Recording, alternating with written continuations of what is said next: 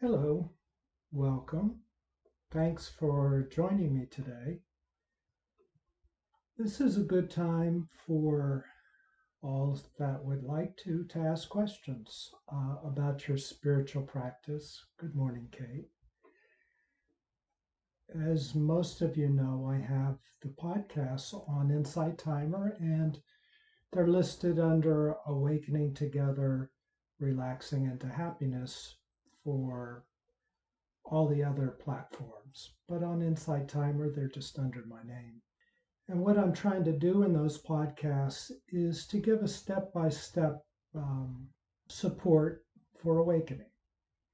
So I hope you found them helpful. And our time today is for you to ask any questions about your process, whether you've listened to any of the podcasts or not, because things come up. And while you're thinking of a question, you can type one in when you have one. But while you're thinking about questions, maybe I'll just talk a little bit about what comes to me in the meantime. The good news for us all is you hear it all the time, but it's true. There's nothing to do. We are radiant beings already. If you've ever been around a guru who's very clear and the light that emerges through them is so powerful that you almost can't move. I've been around many like that. So powerful. And you think, wow, but that's you. That's the same energy that's running through you, through all of us. So there's nothing we have to do to achieve that kind of brilliance, that kind of light. You know, the old paintings and the medieval paintings when they had saints and they had the halos around them, people could see them. That's how strong your light is. It's very strong. So that's the good news. There's nothing we have to do to get there. We're already there. So what's the problem? Why are we often in pain? Why is the world the way it is? Because somehow, and it's a long story, I talk about it in the podcast. We could talk about it today if you want, but we've cut ourselves off from ourselves. We put layers over our light. Jesus says, don't hide your light under a bushel basket. You know, that was his way of saying, this is what we do. We hide our light. Why do we hide our light? Well, I used to work with hypnosis quite a bit. I worked with 25,000 people in groups and individually. And in hypnosis, you accept an idea, a suggestion, and you accept it as true. And when you accept something as true, it mobilizes your mind, your body, your personality to support the suggestion that you've taken in. You think you're a rock and roll singer, or you think you're a monkey or something like this, and you really do. Well, this is what we do to ourselves. We take in our own suggestions. Why would we do that? Why would we take those in? Because when we do, it cuts us off from really what's going on, the beauty of ourselves. Instead, we take as more true the hypnotic suggestion that we're giving ourselves. Why would we do that? Well, as little kids, we love ourselves. And I'm just going to make up a hypothetical. But let's say the people around us, our parents, and I'm not blaming your parents, but society, say, you know, I don't think you're that bright. I don't think you're very intelligent. I don't think you've got a good personality. I don't think you're going to amount to much, whatever the message might be. Well, because you love these people around you and you love yourself, you think, well, if I agree with them, they'll love me. I'll have their love. And because I love myself, I want their love. So I'm going to accept this hypnosis. I'm going to be on their side. Yes, I'm no good.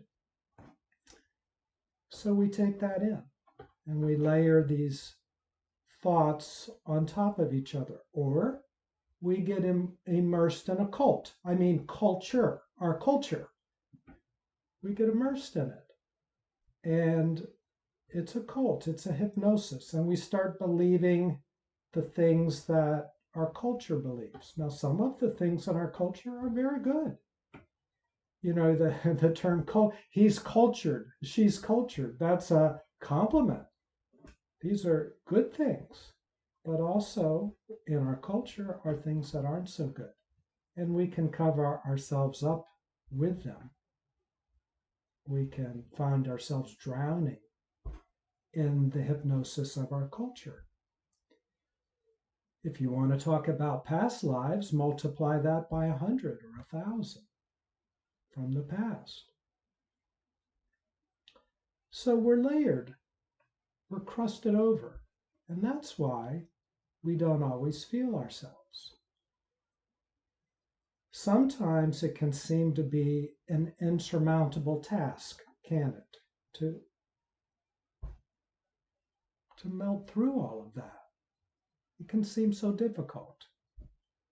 But you know what? It can take a while, but first of all, what is time? We're in eternity. We have forever. What's the hurry? We'll get there. That's a guarantee. You will realize yourself. What is awakening? Awakening is you without your problems. It's you, the you that you already know, the best you. And I'm not talking about your personality. I'm talking about the fundamental energy that comes through you, the energy of happiness, joy, love, peace, well-being. The best of you. That which you seek through the day. Why do people look at sunsets? It's so beautiful. Why do you go to the Grand Canyon? It's so beautiful. And in that beauty, what happens? Everything melts away and you feel yourself. You feel awe. You feel love. You feel well-being. That's you. That is you. That's what we feel. Well, everything that is in our way that blocks us can melt away. We can let it melt away.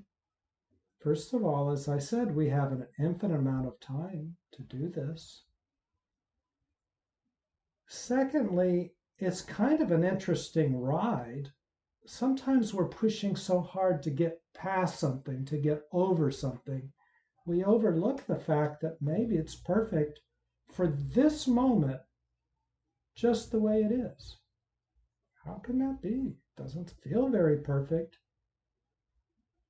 Well, maybe it is. So I'm just going to throw in that thought right now. Again, it's something we can discuss later if you'd like. But the bottom line, what gives me encouragement, is a little thing called baby steps. We all can do something every day. And that something is more powerful than we might give it credit to be. When we do something every day, something, we'll get there.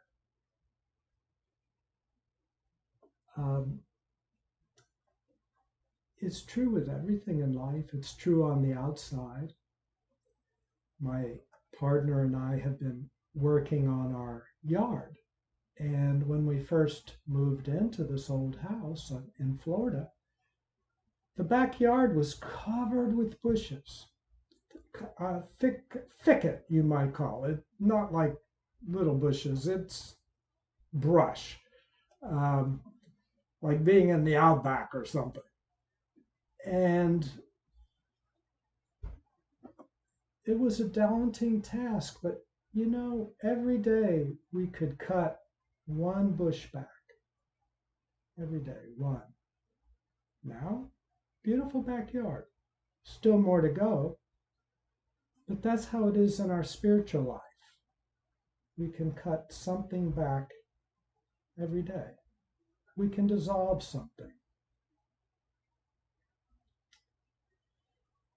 In the 60-something podcasts I've already published, there's plenty of guidance that I've learned in my 13 trips to India and talking to lots of enlightened people all over the world, including here in the United States. I've spent a lot of intimate time with them, like months and months. And each trip to India has been at least 3 months, one as long as 6 months. So I've had a lot of time to talk to people, to examine these things. I put all of that as much as I can into the podcast, what I found, for some guidance. But you know what I found that really guides me and can guide you? It probably already does. And that's listening to yourself, regardless of what I say or what Buddha says or what Jesus says. You are your own path. You know best. But do you know how you know? Yeah, you do. You stop and you listen. You connect. Connection is the ultimate path. Because when you connect, you are connecting from beyond this world. That's who you are. You don't even exist because only things in this world exist. Part of you exists, the part that is in this world but not of it. You shine down like a beam of light before it's even a beam of light, and then you hit this reality, this existence, and you turn into light and love and joy and well-being and everything else in existence. That's you. So connecting to all parts, all stratas of this rainbow we'll call you, is a path. It's an ultimate path because it's true. All parts of you are existing always. Now, the parts in creation, they do change because that's what goes on in creation. But that's good news because right now, often we're blocked in this time of, in this cycle of the world. Often our job is to remove blocks. We don't usually come in unblocked in this timing of us being in the world. Our job is to unblock. And as we unblock, that energy of unblocking is transmitted to other people and structures and all through existence. We help the world as we unblock because that's what the energy we're sending out. But it feels good to us too because we're unblocking. We feel better.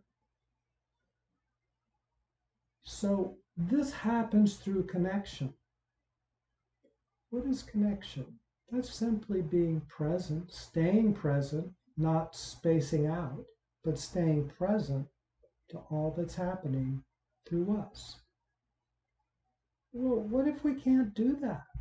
Well, it sounds great, stay present, great, but how? Well, again, in the 60 podcasts or so, we talk about it in little bits and pieces, a lot of little baby steps. Let's say it's 60 baby steps, those podcasts. But the bottom line is, even if you feel blocked, connect to that.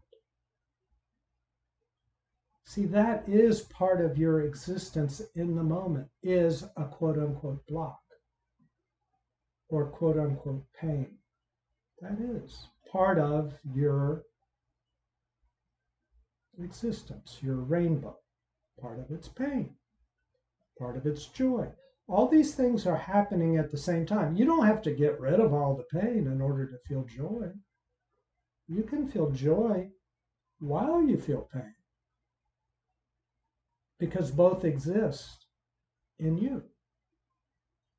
Your nature is love, joy, and peace, right? All the time. You're a bright light all the time. When Jesus says, don't cover up your light, it implies there's a light under that bushel. It's a light all the time. It's not like, well, you take off the bushel basket and then suddenly there's a light. No, no. There's a light all the time. You're a light all the time. You are joy all the time. So one part of your practice can simply be to locate that joy that's there all the time. Maybe you find it between the cracks. And you know, there's a lot of us, so we're all on different places in the path. Some are way beyond where I am. Some are not quite where I am. Some are way beyond where you are. Some are not quite where you are. But what I found was there will be parts of your life that you're very deep, much deeper than anybody you know or will ever come across in your lifetime. You're very clear in certain areas of your life. You have that gift. So you can't really judge and say, well, I'm not quite as deep as the other person. Yes, you are. But not across the board. Because in our rainbow of colors, some parts are clearer than other parts. So what I'm asking you to do now is find the clarity where your joy shines through in your rainbow. It shines through somewhere, around the edges, through the cracks. Maybe it shines through all the time. You remember way back when there was a guy named Leo Biscaglia, I think his name, something like that. And his big thing was love. And he just loved people and loved people. He wrote a book. I think it might have even been called Love. I remember reading that or seeing him. Maybe I even read the book. I was no Leo Biscaglia. Nothing. That's why I was reading the book. I wanted to learn to love. It didn't help me much. He was loving, but so what? I wasn't. Not like him. But you know what? We all love. We all have some love. So we start with what we got. We water the seed of us. We find the joy and we water that. There's a kind of psychotherapy called solution-based therapy. And that's exactly what they say. They say, when somebody comes to you, ask them what's going on in their life that's good and water that. Don't focus on the problems, water that. Water the good, find the good. That's a good start. What is his name? Aldous Huxley, sorry for my pronunciation. But he said there were three, in his estimation, three essential paths or parts to awakening. He felt, and I think he was big in the 60s, something like this, but because people were so blocked, and they still are, basically, he would say the three things are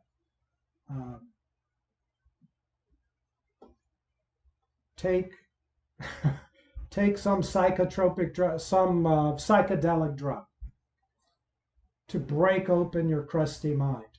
Now, I don't take I don't take these drugs. I don't recommend these drugs. I'm just passing it on. And I see where they're coming from. Because when you take a psychedelic drug, things could go wrong.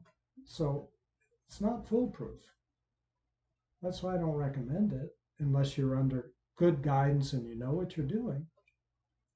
But when you take these drugs, what can happen is it can break through your crusty mind and you get a glimpse. Wow, everything they've been saying is true. I can see it. I'm having the direct experience of it. So he said, that's one portion of a path, perhaps. Do that like one time, two times. The problem that I've seen when I went down to South America, when I went to Brazil, take ayahuasca, and problem is, I didn't see people getting better. They just kept taking ayahuasca every week, go to ayahuasca churches. I was talking to a friend of mine last week, and in Austin, there are some ayahuasca churches where I used to live for 30 years. And I was invited many times. I never went, but I was talking with a friend, and two people we know very well, very spiritual people, they've been at the ayahuasca for decades, and they look terrible, and they still have problems. So I'm sure it has a portal. Somebody asked, that's helpful. Somebody asked Ram Dass, who did lots of LSD. He and Timothy Leary experimented with LSD. That's how Ram Dass was kicked out of Harvard. He was the first one to lose his tenure in something like 100 years out of Harvard for doing experiments which were legal at the time. They told him to stop. He didn't, got kicked out.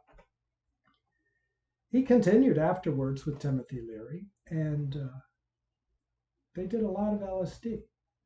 So I asked him, or was present when somebody else, I lose track, I've asked so many people so many different things, but he was an expert. So let's say I was the one that asked him. I said, can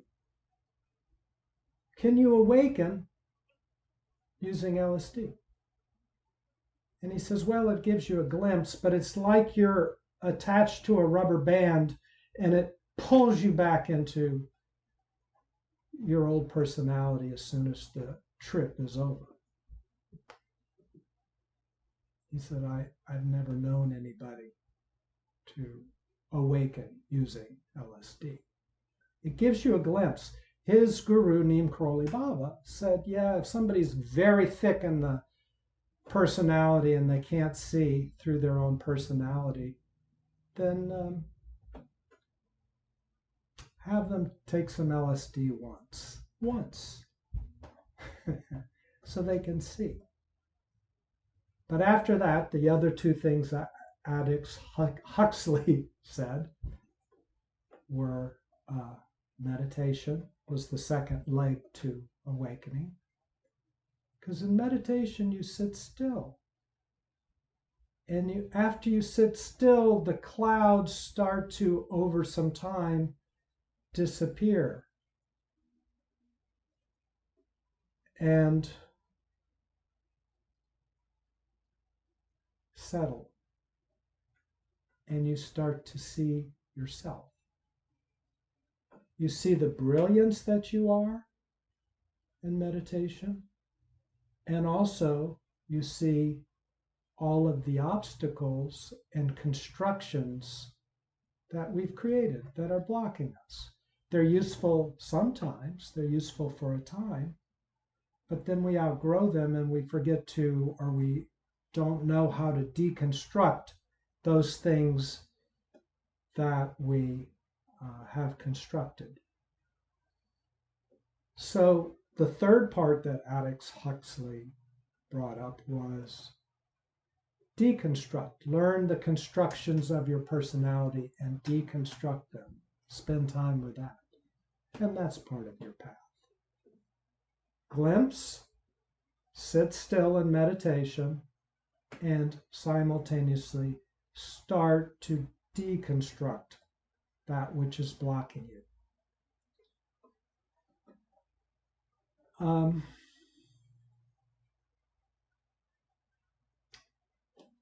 Okay, I've talked a lot. I don't know if you all have some questions by now. Yes, Kate asks, oh, two good questions. Kate asks, would you please give us a basic lesson on how to meditate? And Kay asks, what are the steps of deconstruction? Two great questions. So let me address them both. And just in case I don't do a thorough job here, I hope to, but again, in the podcasts, I have all these things there. But this is the time for you to be asking these kind of questions. So thank you. And please continue as we do this. Don't just go, oh, I should have listened to it in the podcast. No. You ask them now. Better. Okay, let's start with the meditation. There are really, literally thousands of ways to meditate. Some have to do with how you vibrate, they use sounds, others use light, others use chanting and mantras. And really, there are thousands. So I'm going to boil it down to one simple thing, and then maybe from there, just give you a couple thoughts on how to make sense of all the other methods of meditation. And we're all free birds. You see what works for you. But the basic kind of meditation is first of all, meditation can be done walking or sitting. You don't have to be in a certain pose, anything like that.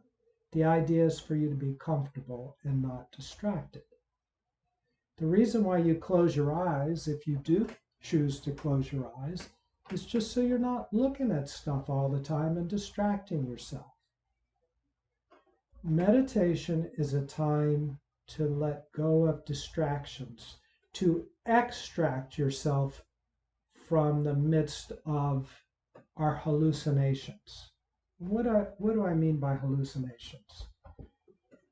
As you know, I think, and if you don't, I'll tell you now. We make thoughts. We decide, hey, I'm going to think of a purple elephant. And we project a purple elephant. We make that thought. We hallucinate consciousness. We take raw consciousness, run it through our neural networks, our brains, and we hallucinate a picture of a purple elephant in our head. That's called a thought or an image. Thoughts can be useful. Our hallucinations can be useful. We can hallucinate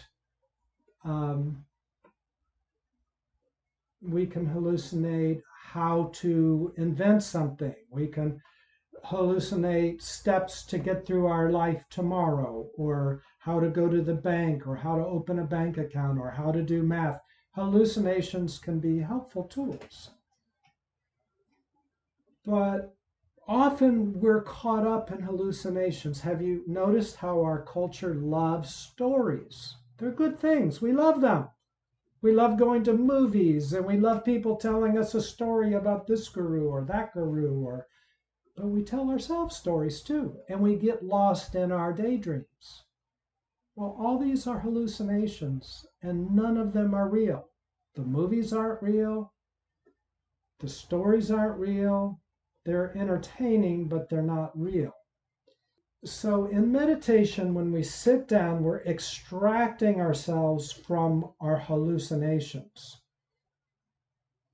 It's not quite right to say the world is an illusion, a giant hallucination. It's a delusion. What we've done is we put on top of what's going on in the world our perspectives, our hallucinations. And that's what we say the world is. It's a delusion. You'll hear there'll be a group of people and they'll say, oh, this event never happened, and Columbus never did find the new world, and or the world is flat. The world is. I just heard that Galileo just got pardoned, I think in 1972 by the church. He was excommunicated or something. I don't know. For breaking their hallucinations. People take them seriously. So meditation is a time for us to break our hallucinations. Why? Because when we connect to who we are, we see clearly. We experience life clearly. We are like a beautiful atomic bomb, radiant and full of light. The one that comes through our body is us. Because there's only one. It's not like, well, there's one plus William. That's two. You know, the William's important is the one plus me. You know, all the rest of you guys can just be part of the one. But it's me and the one. That's what exists. No. Only one. The delusion is the William. So as I let this go, everything becomes clear. So back to your question, how to meditate. We sit still. There are many versions of this, but I'll give you the basic. You just sit still, get yourself comfortable, maybe sit in a chair, on a couch, wherever. Just so you don't have distractions, you might close your eyes and then you watch everything that is creating itself. It's got a momentum. It's like a rubber band that we've wound tight and we've let go of one end and it's spinning in our head, and we'll call those thoughts or hallucinations or emotions. Emotions are 3D hallucinations, but they're all spinning around because we're not controlling them. We're just watching them. Kind of like it's quite a different experience to look at a bottle of wine than it is to drink a bottle of wine. So in meditation, we're looking at the thoughts, we're not drinking the thoughts. We're looking at the emotions, we're not drinking the emotions.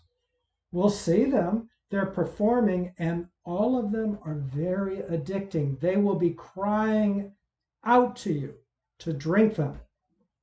Drink me, drink me, drink me. They're like little bottles of wine. And you will not be able to resist them for more than probably 5 seconds. I don't really know. You'll see for yourself. But you would think, oh, that's easy. No, it's not. Try it. Next thing you'll know, you'll be carried away by the hallucinations of that bottle of thoughts. And then a minute later, you'll snap out of it and go, whoa, what happened? Oh, I'm meditating. Okay. And then you just start over again. So it's very simple. You just close your eyes and you watch what happens as your eyes are closed. You don't get involved with them. Yes, you'll feel them. Yes, you'll see them. So in that way, you're not made of wood. You are connected to them, but you're not jumping into them. You're just watching them express themselves. Now, just like a wound up rubber band twisted very tightly, when you let go of one end, it spins and it's a whole cacophony of releasing thoughts and emotions. Now, once the rubber band spins enough, it becomes loose and limp and relaxed, and we call that peace. But until it does release all of its energy, it is not peaceful. That's why people say, oh, I can't meditate. It's not peaceful. I can't meditate. No, meditation is not supposed to be peaceful. It's supposed to be something very difficult because you're releasing all of this pent-up poison. That's why. So I would go back to the first 4, 5, 6, 7 podcasts, and that will underline all of this. They're all on Insight Timer. Just go back there. They're all free. You can listen to them as you like. They're relatively short. But that's it. Meditation is just another word for sitting still and don't drink the wine. Just sit and watch it. Watch the bottles. Don't get into them. Because you're not getting into them, they will melt away. And when they melt away, everything is made of consciousness, and consciousness is made of love, joy, and peace. Dogs are made of consciousness, cats are made of consciousness, thoughts and hallucinations are made of consciousness. The thing about thoughts and hallucinations is as you watch them, the gentle light of your awareness that is watching them. Like, who's watching? It's awareness is watching. You're aware of these thoughts. The gentle light of that awareness melts them. And as they melt like a piece of ice under the hot sun, they turn into water. And as objects turn back into their basic consciousness out of which they're made, they turn back into peace, joy, and love. Everything's made of peace, joy, and love. Every atom, every molecule is made of peace, joy, and love. So everything will melt away. Now, I started this talk by saying baby steps. Why did I say baby steps? Is because, we've gone lots of lifetimes, perhaps, without meditating. So every time we create an object, it's like having a saw and a hammer and going in the backyard and making a doghouse, a solid one. And now we don't use it, we just stack it up against the side of the house. And then we make a cat house, and then another dog house, and then another dog house, and a bird house, and they stack up, stack up, stack up. Well, that's okay up to a point. But if you have lifetimes and every day you're making a new doghouse, eventually you're getting crowded out. Well, that's what's going on in our consciousness and our psychology. We're buried in doghouses. So that's why it's baby steps. We deconstruct a doghouse at a time. If we do one a day, after a while, we at least get a big enough space that we can breathe again and see light and feel light. Short of that, when I first went to India, I had the most profound experiences and the most powerful guru. And I've met a lot of powerful gurus. And I won't go through all my experiences right now, but I will tell you, I asked one of my gurus to take my karma, take my suffering. And they said they would. And I met other ones, similar requests. You know what? None of them could. Those dog houses are in my consciousness. Sorry, but we have to deal with it. We built the dog houses. We have to deconstruct the dog houses. What they can do, though, is they can support us. They can give us clear teachings so that we can see more clearly. And the second thing, they can give us clear energy. So as we're experiencing, as they're supporting our clear energy, and we see so clearly, suddenly, bam, we run up against the wall, which is a wall of dog houses. So now we see dog houses we didn't see before. We have to still deconstruct the dog houses. They can't take them, but they can show us where the dog houses are. Now, we don't need a guru to find them. Life will show us too. Have you ever been walking down the street, you feel just fine, somebody looks at you funny, and boom, all these emotions start coming up. They cut me off, they did this, who do they think they are? Well, those are dog houses coming out because your natural energy is peace, well-being, love. That's all that exists in you. That's your real energy. Where's all this anger coming from? That's a doghouse. If somebody cuts you off or they cut me off, and I'm right just like you, I'm learning this. But if they cut us off, we don't have to be angry. We could just wonder, What's going on with them? They must be in pain. To be so disconnected, they cut us off. They don't observe us. What's going on with that? We could send them good energy. We could say a prayer. There's a lot we could do that flows from who we are rather than ricochets around through all those doghouses. So I think I've talked a little bit about meditation and a little bit about deconstruction. There's a lot of ways to deconstruct. I could talk a lot more about it. Let me just say a few things quickly. Again, it's in the podcast, kind of in the middle of all of the podcasts. I don't know the numbers, but a lot about deconstruction.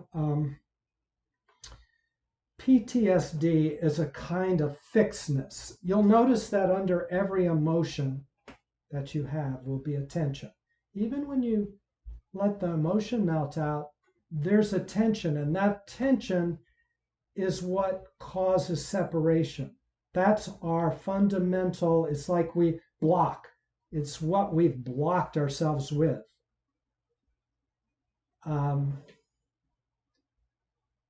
Yes, none of this is personal, by the way. It's all meant to be, and that's another. Depends on how you look at this and from what angle. But you need separation in order to get drama, in order to get creation, in order to enjoy our lives. To exist, you have to be separate. So none of this is personal.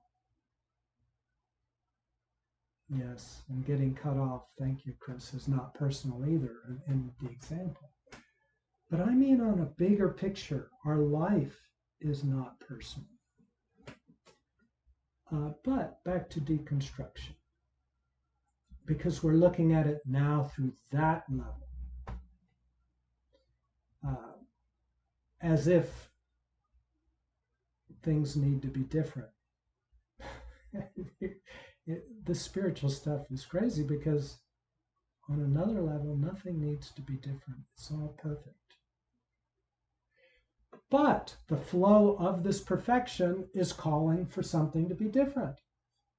It's a big paradox. So PTSD is a frozen block in us.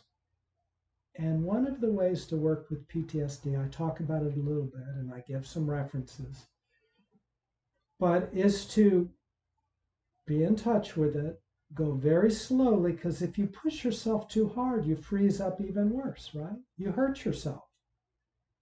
But you gently feel the edges of your pain, and then you find what we talked about earlier is a little bit of joy, a little bit of happiness, and you let that pain kind of strobe over to the happiness and just drink a sip of it. Just enjoy it. Take it in for a second.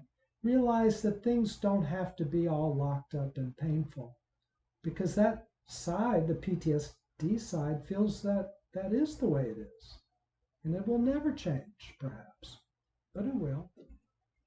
So you go back and forth, you pendulate, as they say, like a pendulum. You go from the part that's frozen and hurting to the part of well-being. And you sip in just a bit. You just relax and enjoy. Hey, it's okay. And I don't have to heal all at once. If you push yourself too fast, you'll freeze up. So that's one way to deconstruct. And all deconstruction, there's typically the part that's blocked off needs to receive some goodness, some well-being. You could hug yourself, talk to a friend. How do you take in goodness? How do you do it? I don't know that somebody can awaken without being able to take in goodness, right? One of the paths to awakenings, sometimes they'll say, is gratitude. Because our nature is gratitude, and that is a taking in and exuding, taking in grace and exuding happiness and well-being. So that's the process that starts to deconstruct things. On a grosser level, I don't want to overlook the obvious. I mean, I remember a long time ago, I went to a program that they talked about just a simple thing, self-talk. Change your self-talk. I'm no good, I'm no good. Change that to, yeah, I am. I'm okay. I'm good. You do a little at a time. You go baby steps, because if you make too big of a jump, no, I'm no good too. I'm excellent. I'm the best ever. You don't believe that. But you change little things. Everything works together as a package, because when you truly flow from your being, your self-talk does change. But you know what? An odd thing is, at some level in the system, you have to make a decision to change it. It doesn't happen automatically, usually. You have to make a fundamental decision. It's like, well, this is ridiculous to be. I know that I'm peace, love, and well-being. Why am I talking to myself so poorly? Let me love myself. And you make a decision, and you do. You love yourself.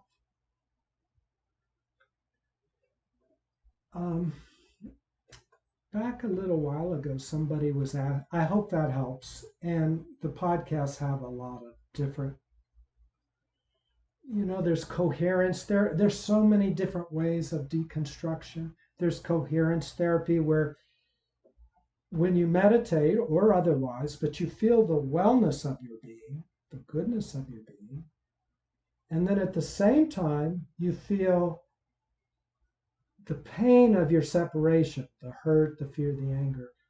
When you feel them in close proximity, coherence therapy says the one that is the deepest, the most infinite, will dissolve the other.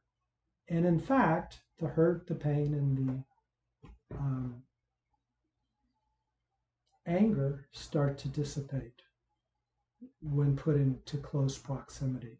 And that's what happens in meditation, right? We sit there, the awareness. What we didn't talk about in meditation is when you sit there, you're aware of the hallucinations, but the part that is aware, as you do this a lot, you start to sense what that's made of,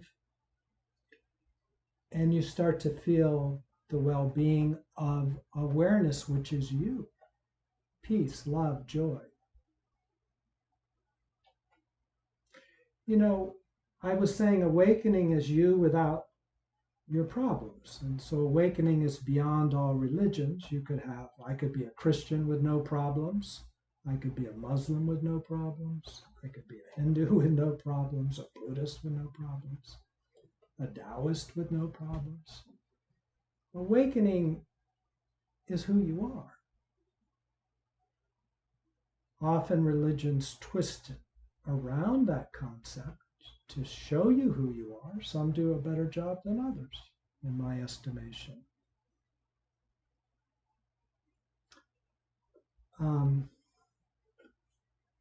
About the food.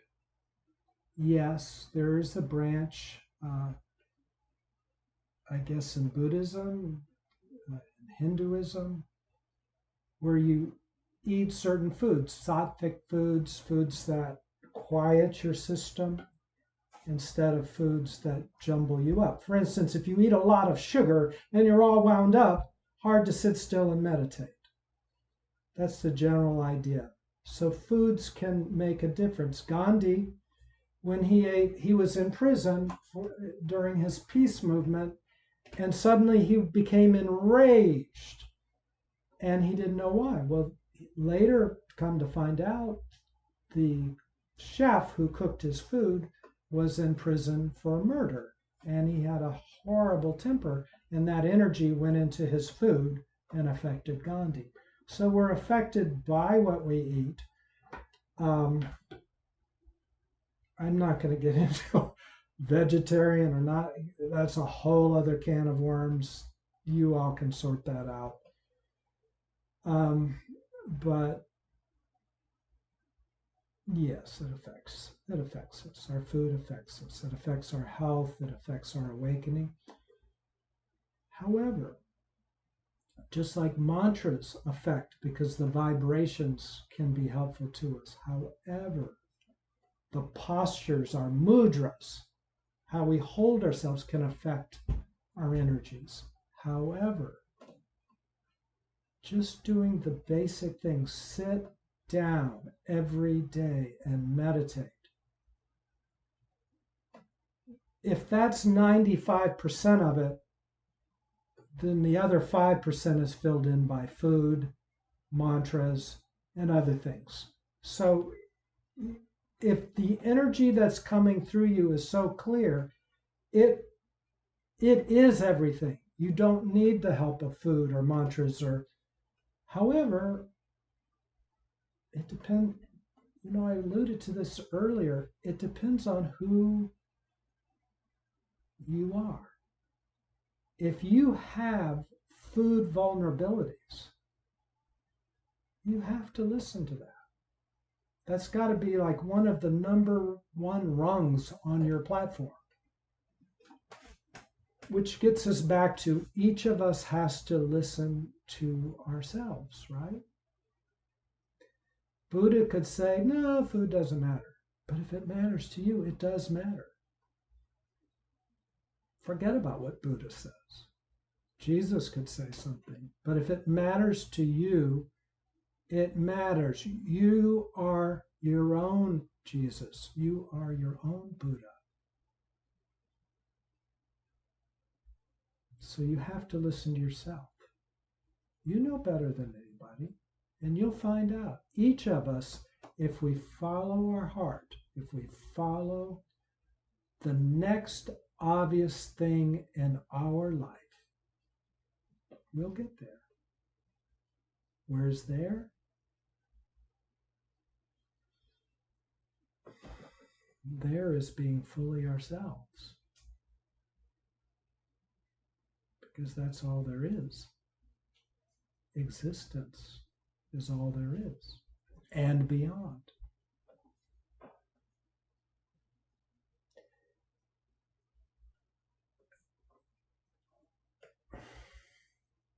And it's okay.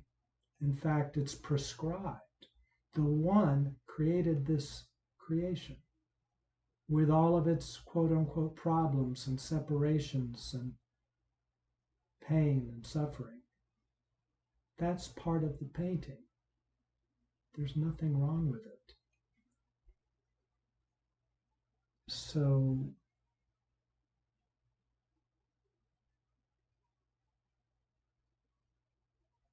everything's okay the way it is. That's the bottom line. And yet there's something deep inside of you that calls for more clarity. And that's part of the way it is. That's your part in the painting.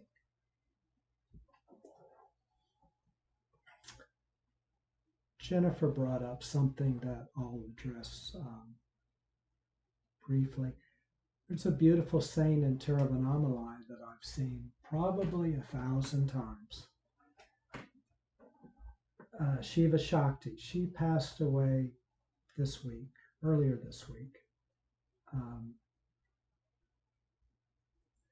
So that's a sadness. Not for her. She's a bright light wherever she is. But she was a big part of Tiruvannamalai, and Tiruvannamalai's got 1,000 big parts. But she was a bright light. So I'm sad for all of us who have met her and those that we're going to meet her. Later in the year, I'm going to do a series of podcasts on visiting India, and I've actually already done the podcast, but because I travel and do different things, I do these podcasts in advance. So I've already done it, and I talk about SivaShakti in there. Sadly, she's now passed away, so you'll get my perspective, but you'll have to go to one of the other 999 saints in Tiruvannamalai. I do want to thank you for any donations, and Kate, I thank you so much for that donation. It's generous. I wanted to let you know that my portion of donations, when you make them, and I'm doing these podcasts all the time, and I've got this live podcast, so there's plenty of opportunities. This is not any push, but just to let you know, my portion of the podcasts go to feed orphans in Bali. There's an orphanage called Seeds of Love, and that's where, when you donate my part of it, that's where it goes immediately. So when I'm in India, I like to buy dinner for saints. It's a holy thing to do. Look, I could use all the different avenues of holy things, all the good energies that come my direction. I'm all for them. That's why I go to India. But what I'm saying is, when I feed these saints, they're so happy. And you know how much it costs to buy a saint dinner, an awakened guru dinner in India, in South India? Maybe 40 cents. I feed hundreds of them for $100. There's a lot of them. A lot of them live in caves and on the sides of mountains. And they gather, and you can feed lots of them. It's a thing you can do. India's a beautiful place. We'll talk more about it later. Okay. The thing about SivaShakti, she was little. She was about 4 foot 8, let's say. And there would be a couple hundred people that would meet, and she would meet with everybody for 15 minutes in total silence. And she would look at you for 10 seconds, maybe.